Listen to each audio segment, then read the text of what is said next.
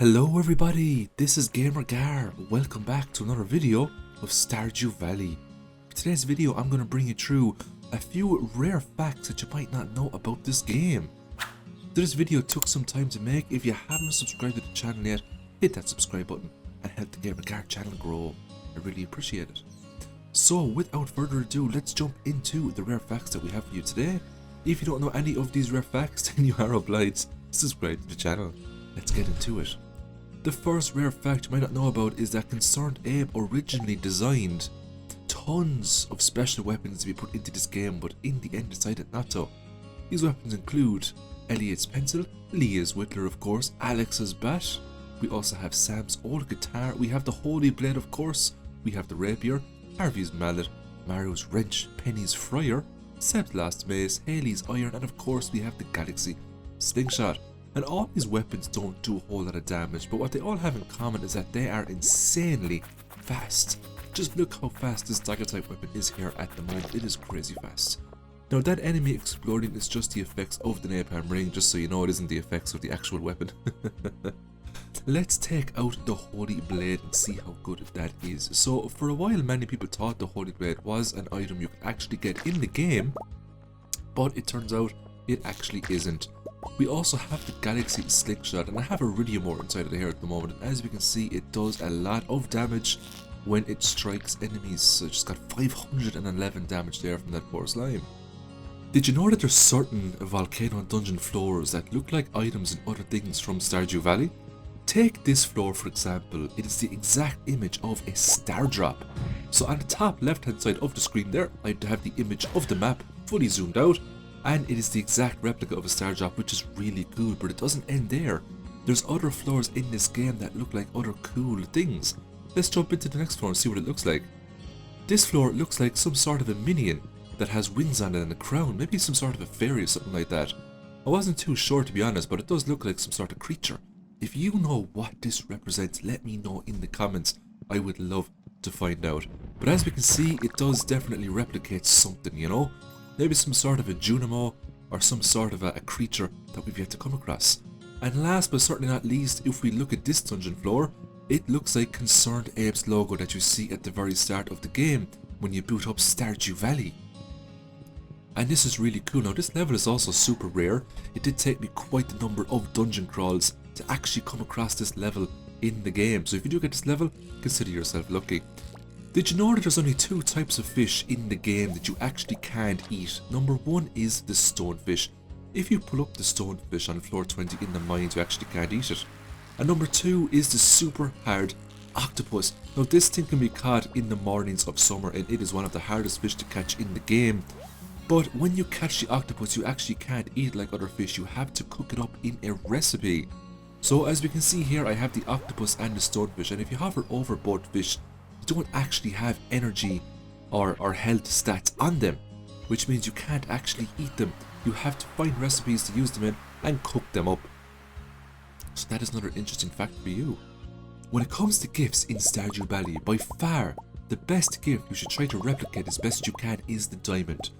Reason being is that the diamond is loved by 8 NPCs and it's liked by everyone else. So it's actually very hard to beat the diamond when it comes to gaining friendship, especially when it comes to mass producing gifts for people. So the people who love the diamond, you have Willie, Jody, Maru, Krobus, Gus, Evelyn, Marnie and Penny. They all love diamonds. And if you give the diamonds to anyone else, they like it. Now obviously a loved gift is going to get you more friendship points than a liked gift.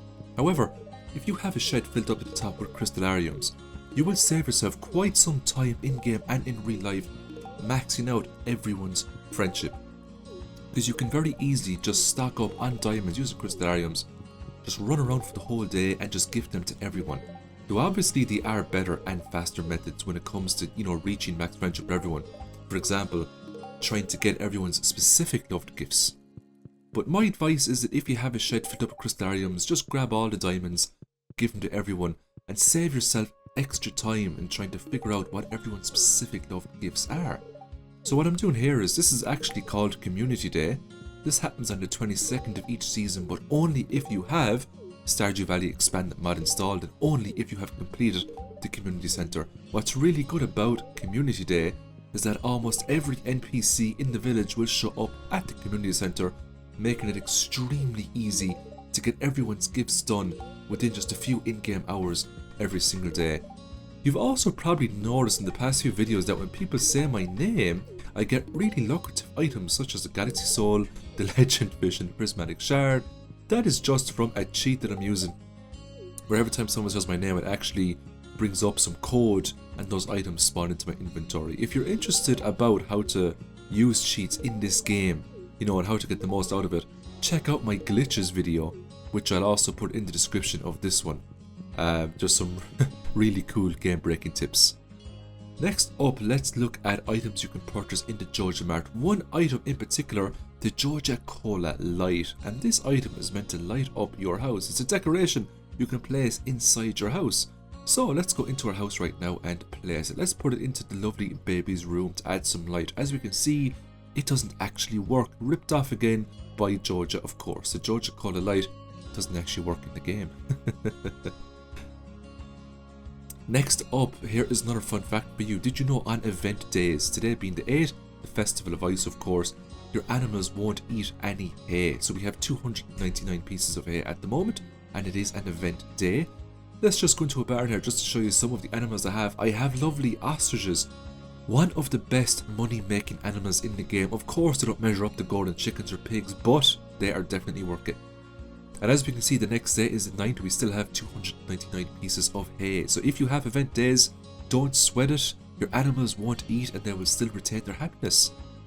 Next up, did you know that there's a little painting inside Elliot's house here, and if you go up to the painting it'll tell you that it was done by Leah. So I wonder, is there a real love connection here between Elliot and Leah? Wouldn't it be so cool if you could get a mod where those two NPCs could get into a relationship and get married?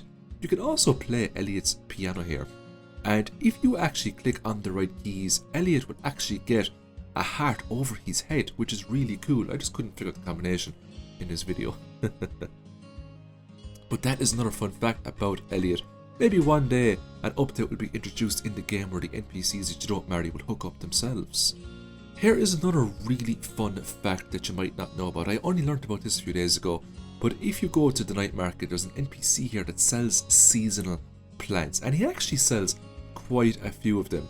So what I'm going to do is I'm just going to purchase all of the seasonal plants right now. And the great thing about these seasonal plants is that they change depending on the season. So they're going to change in spring, summer, fall and winter. So this is spring now at the moment. And as we can see, we have spring looking seasonal plants. Let's shift it up into summer and see what actually changes. So our cactus fruit gets a bit bigger, which is cool. We also got a really cool sunflower. So this is really nice if you're going for a really cool aesthetic looking farm. You know, the seasonal crops are definitely the way to go. You also change in fall, and as we can see, we have mushrooms over there on the very left, which is cool. And we have other cool plants as well. And what's really interesting here is that when it gets to winter, some of the seasonal plants morph into snowmen. So if you're looking to make a really cool Christmas farm, stock up on those lovely seasonal plants, and you can make it the cool dream farm that you always desired. Snowman for the win. So here is another crazy fact that a lot of people might not figure out, but if you hate fishing in this game, and basically when you get the fish rod off Willy, if you just, like many players, and just put it into the chest and forget about it, you'll never come across the fishing tutorial. So if you actually wait until the Festival of Ice here and you do the fishing minigame, you will get the tutorial every time you attempt to pull up a fish. This makes the fishing minigame trivial, as you will have absolutely no problem catching every single fish, so you can win the super cool prize that you get for beating this game. So I just pulled up a sunfish there. Let's go for another fish, and as we can see, the tutorial pops straight back up again. What's really cool here is that because you're getting tutorial, the progress bar doesn't go down when you're not hovering over the fish. And this happens every single time you go to pull up a fish. So it's another really cool fact I didn't actually know about. I pulled this one down from the wiki when I was searching through to see, you know, what kind of fun facts were with the game. So if you are struggling with fishing, by all means take advantage of it and whoop Willy's ass when it comes to this event. Did you know when you flip open a trash can, the insides of it change depending on the season? That's what the spring trash can looks like. Let's have a look at the summer trash can. Let's flip the bin open. There we go, as we can see it's a bit different. Let's flip the fall trash bin open. As we can see, it's a little bit different, and let's flip open the winter trash bin. It's a little bit different as well, so it's just another really cool small fact that you might not have noticed. So I'm going to leave the video there. I really hope you enjoyed it. As per usual, the next Stardew Valley video will be uploaded in the next couple of days for you to look forward to. Christmas is coming in close, and we're going to have a really cool Christmas schedule set up for everyone to see. If you haven't subscribed to the channel yet, hit that subscribe button and help me grow. If I can get 5,000 subscribers before Christmas, I'll be so happy. Thanks again for your support. I really appreciate you, and I'll see you in the next video.